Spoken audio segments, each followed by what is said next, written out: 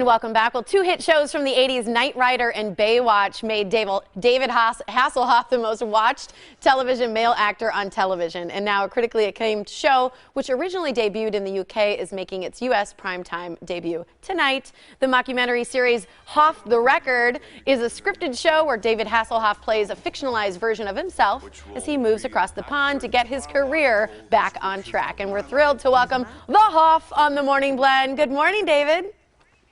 Good morning. That was a perfect introduction, although you had trouble with my name, David Hasselhoff. I know, right? I prefer just to call you the Hoff or, you know, Mitch or any of the names that you've gone by. I used to be obsessed with Knight Rider. I think a lot of people have.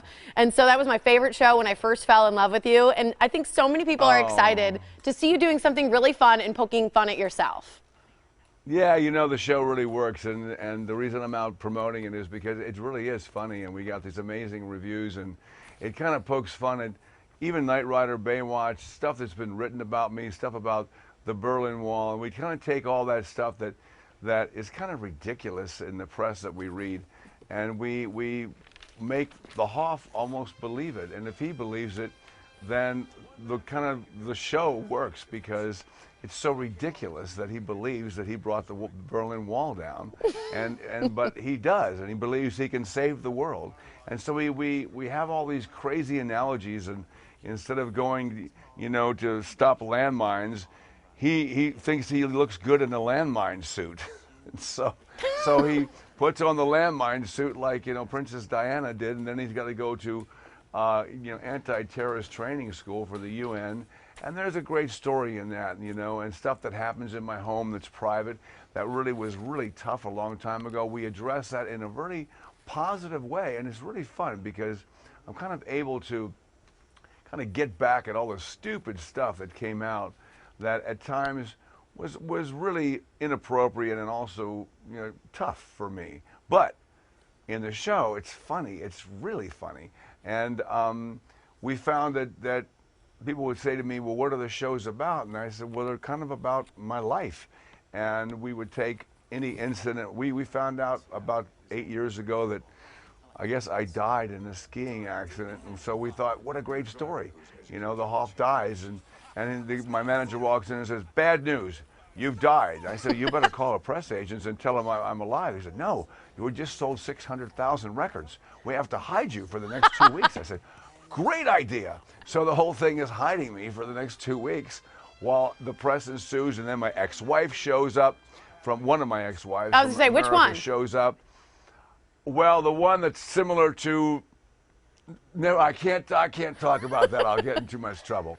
But one of them that's very similar to one that I married here, and it is really funny because we just nailed her, and we played that character very similar to who she is, and we did a lot of that about the Berlin Wall. Is too funny because too funny. I had nothing to do with bringing down the Berlin Wall, but the character thinks he does, and he's just the eternal optimist. So he's a big kind of goof trying to go through life, and no matter what happens, he has a successful ending. You know, and that's what's great about the show. I think it's brilliantly self-deprecating what you're doing, you know, because you kind of make fun of this narcissistic view of, you know, the characters that you've played and who you've become through the media and all these things. But also funny is sexy. You've always played this sort of iconic sexy man because of your body and your look.